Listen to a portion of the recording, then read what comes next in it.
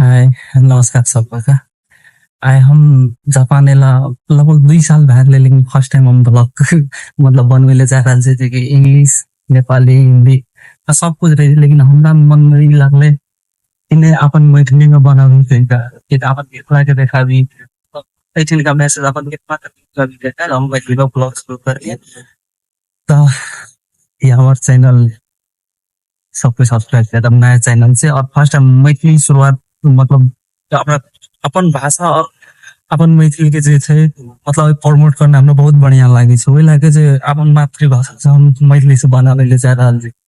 ई Japan मतलब एक समय में एहन रहे कि अपन नेपाल सहयोग करने रहे जापान के, जे टाइम में मतलब अमेरिका बम गिरेने रहे जापान पर, जे टाइम में ध्वस्त भए गेल रहे।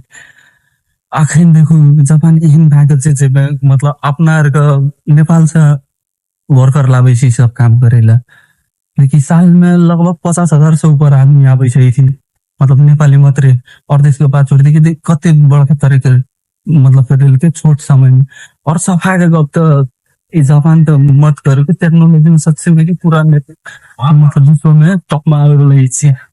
देख लियो इनका मतलब सफा एते रहे छै ने, मतलब आपन समझ छै लोग कि सरकारी काम है या कोनो भी काम है, लोग आपन काम समझ के काम करे छै।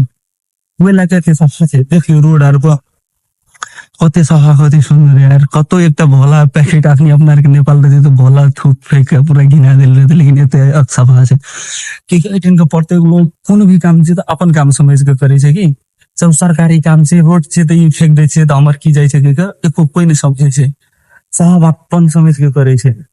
ओहि लागे छै देश विकास करने से सबके लोग के मतलब कोनो भी काम चाहे सरकारी काम है और अपन काम में सब अपना समझ के करे छै। लेकिन अपना के नेपाल में सब उल्टा छै, ई हमर नहीं छै तो हम की करबे।